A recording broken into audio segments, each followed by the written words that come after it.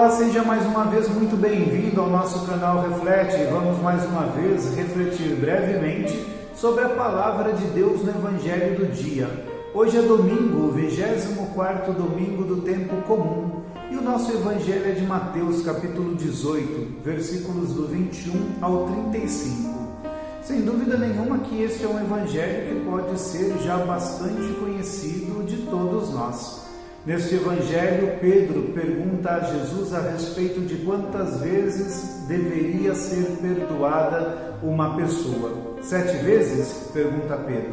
Essa pergunta a respeito de 7 vezes era uma demonstração de que Pedro queria ser alguém que perdoava verdadeiramente, porque dentro dessa simbologia judaica, perdoar 7 vezes era algo realmente grande e que muito poucas pessoas conseguiriam fazer isso. Mas a resposta de Jesus surpreende a Pedro e aos seus discípulos, como também surpreende a todos nós, porque Jesus quer dar um passo ainda mais. Se Pedro pensava que perdoar 7 vezes já era algo grandioso, Jesus coloca neste seu pensamento uma ideia não só de grandiosidade, mas de divindade, ao dizer 70 vezes 7, quer dizer, de maneira infinita.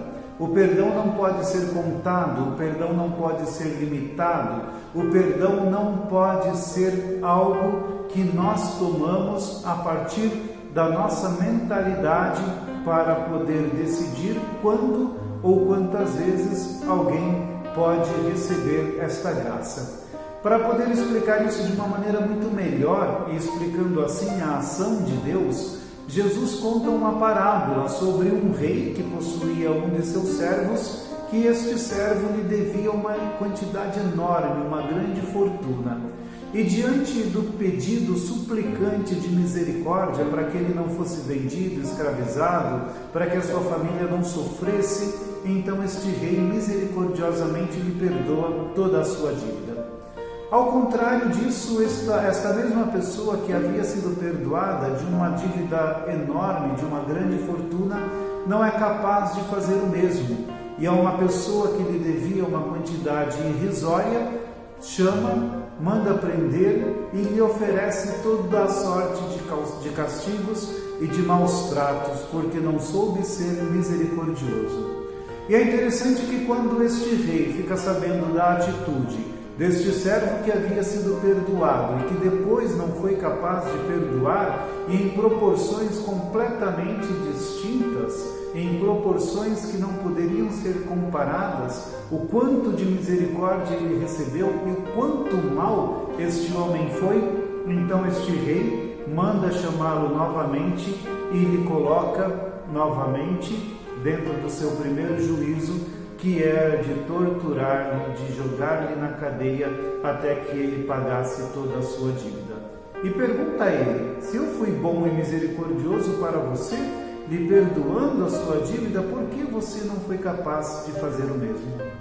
Esta, meus irmãos e irmãs, é sem dúvida nenhuma a mesma pergunta que Deus nos faz. O Cristo nos convida no final deste Evangelho a perdoar de coração, porque é assim que Deus nos perdoa.